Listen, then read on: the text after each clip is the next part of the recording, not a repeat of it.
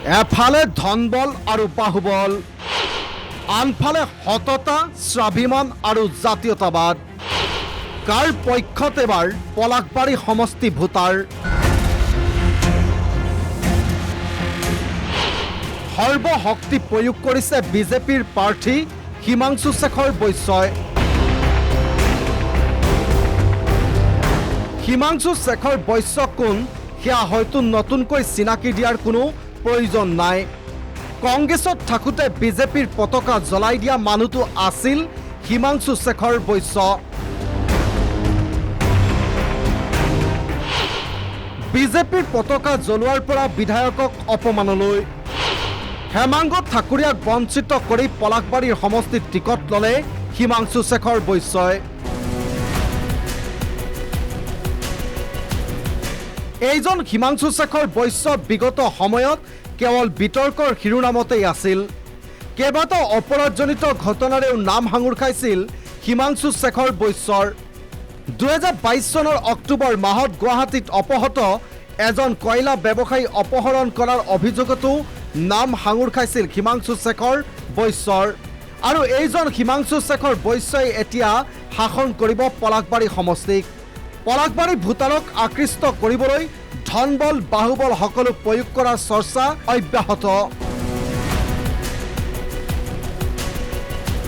তাৰ বিপৰীতে বিৰোধী ঐক্যৰ অসম জাতীয় পৰিষদৰ পংকজ লোচন গোস্বামীৰ একমাত্ৰ সম্বল পলাশবাৰীৰ ৰাইজৰ আশীৰ্বাদ। পংকজ লোচন গোস্বামীৰ মতে পলাশবাৰীৰ ৰাইজ অতি জাতীয়তাবাদী আৰু স্বাভিমানী লোক। জাতীয়তাবাদৰ এক শক্তিশালী ভেটি পলাশবাৰী সমষ্টি।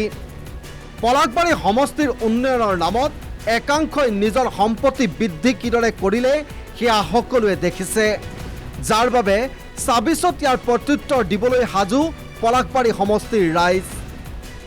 মোৰ দুখ লাগিছে এই কাৰণে, ভাৰতীয় জনতা পাৰ্টীয়ে এটা শৃংখলিত দল বুলি কয়, জাতি মাটি ভেটিৰ কথা কয়, ৰাইজৰ হকে কাম কৰিম বুলি কয়। কিছু কাম কিন্তু হেমাংগ ঠাকুৰীয়াই কৰা নাছিল ৰাইজৰ বিৰুদ্ধে। তেখেতৰ কামত মোৰ বহুত আপত্তি আছে। পলাশবাৰীত মদৰ দোকান কেইখন হ'বৰ কাৰণে তেখেতে অনুমতি নিদিয়াটো তেখেতৰ টিকেট বঞ্চিত হোৱাৰ একমাত্ৰ কাৰণ। ছেটেলাইট চিটি বনাবৰ কাৰণে চৰকাৰক পৰিৱেশ সুচল কৰি দিব নোৱাৰাটো তেখেতৰ টিকেট বঞ্চিত হোৱাৰ 2 নম্বৰ কাৰণ। লজিষ্টিক পাৰ্ক কৰিবৰ কাৰণে পৰিৱেশটো সুচল কৰি দিব নোৱাৰাটো তেখেতৰ 3 নম্বৰ কাৰণ।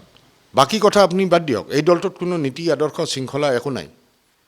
কোনোবাই প্ৰতিশ্ৰুতি দিছে আমি কৰিম, ছেটেলাইট চিটি আমি বনাই দিম, মদৰ দোকানৰ লাইচেঞ্চ আমি দিম, বৰদুৱাৰত আমি ছেটেলাইট চিটি বনাম, কৰ্পৰেটক আশ্বস্ত কৰিছে, সেইকাৰণে টিকেট পাইছে। এফালে এতিয়া ক্ষোভিত পলাশবাৰী সমষ্টিৰ জনজাতীয় লোকসকল।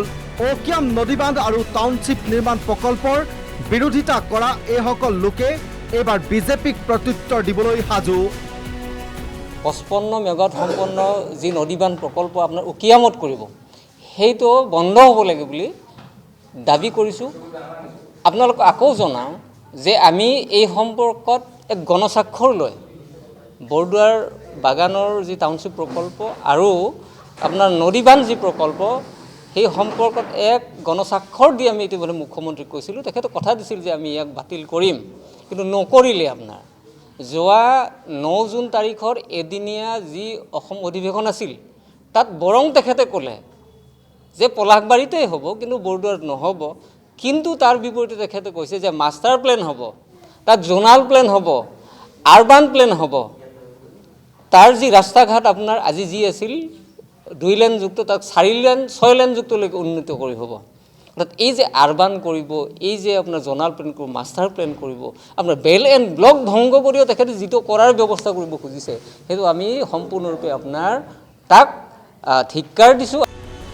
মুঠৰ ওপৰত ধনবল বাহুবল প্ৰয়োগ কৰি পলাশবাৰী সমষ্টি ভোটাৰৰ মন জয় কৰিবলৈ কিমান সক্ষম হ'ব পৰৱৰ্তী সময়তে সেয়া স্পষ্ট হ'ব। News desk report, the news plus.